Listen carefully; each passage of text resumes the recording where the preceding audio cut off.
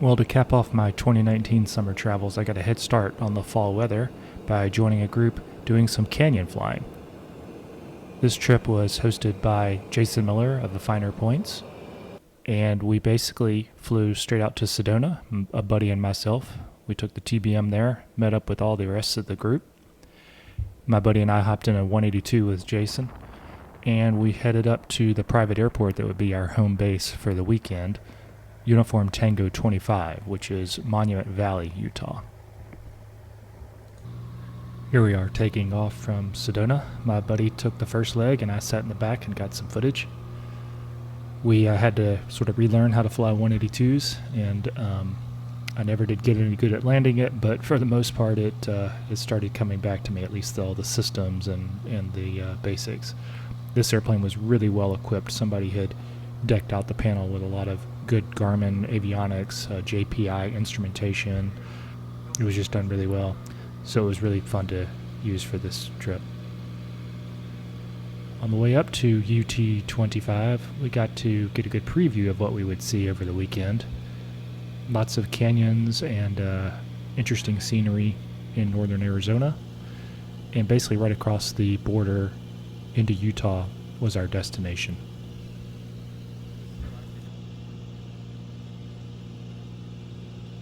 So here's a nice overview of the UT25 airport. There's also a lodge that's within walking distance, and they have a bunch of little cabins that are relatively new that we paired up and stayed in. They also have a restaurant up the hill, again walking distance, that was quite nice. And it made for a good location to start our different treks throughout the weekend. If you ever do have an interest in visiting this airport, make sure you call ahead and let them know you're coming. They'll be happy to see you, but they will want you to make use of their services if you're using their runway. There's no fuel there, but if you're staying or just checking out the area, they're happy to take care of you. Be aware that generally there's one way in and opposite direction out to avoid this big rock at the departure end of 16. So the first day was really just about getting here to Monument Valley and getting settled in. We had a quick lunch when we landed and got the group together, did a little bit of ground school, and just had some fun social time to close out the evening. We also spent a little time planning the next day's flights, and we heard from a local archaeologist who was able to teach us about some of the interesting formations that we should check out on Saturday. The following morning, we started off with some breakfast up at the restaurant. After that, we made our plan of attack for the route we'd fly for the day. So one by one, the airplanes in our group took off. They each had their own plan. A lot of us did meet up at Canyonlands around lunchtime, but for the most part, we were all on our own. We had quite a few cameras with us. Obviously, one was a drone, so we had some fun chasing some of the airplanes on takeoff. We used a handheld radio to coordinate with them to keep it safe. I would start out the first leg in the pilot's seat.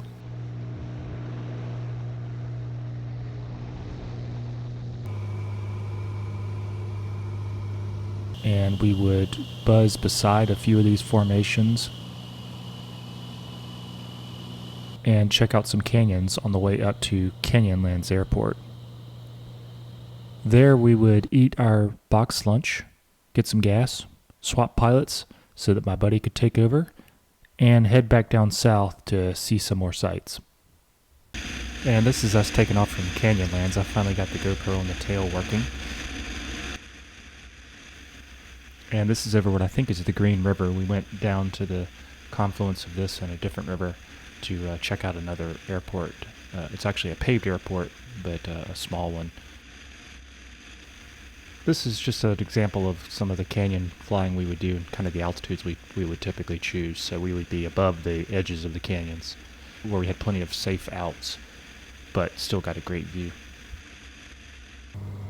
And now we're landing back at Monument Valley, getting ready for an evening with a campfire with a cookout dinner.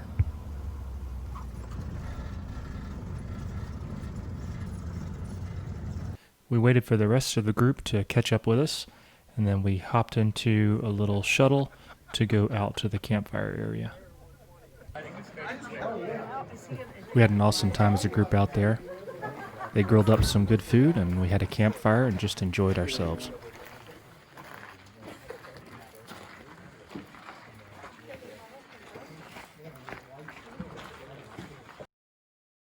And all too soon it was Sunday, and for Sunday the goal was basically for everybody to get their way back home or wherever they were going next. For us that meant heading back to Sedona, but we decided we'd make it a little more fun by going down the Grand Canyon and even stopping at the Grand Canyon Airport for a bit to check that out and get some fuel. So here's a bit of the Grand Canyon. We were on the northern side and came on down south to go to the Grand Canyon Airport. This is us getting a little bit of fuel, not only for the airplane, but for ourselves. We went in and got a little snack, and it's pretty interesting FBO with all the tourist activity here. It's a little unique. And then we were departing, and this was us heading out to Sedona to get back to the TBM, and from there we would head on home. We'd managed to do a quick detour over Meteor Crater just to check that out, since it's a nice landmark. Once we were back in Sedona, the airplane was already fueled up, and it was simply a matter of moving bags from one plane to another, and we finished up with about a 2.5 hour leg back to Texas. And I need to end this video with a special thank you to Jason Miller, the other Jason Miller, not this Jason Miller. He was an amazing host for this trip. It was quite an adventure. This is the second one of these I've done with him. So if you ever get a chance to take a long weekend off and go have the time of your life, go check out the Finer Points. You'll experience a once-in-a-lifetime level of fun. So thanks for watching. I'll see you on the next video.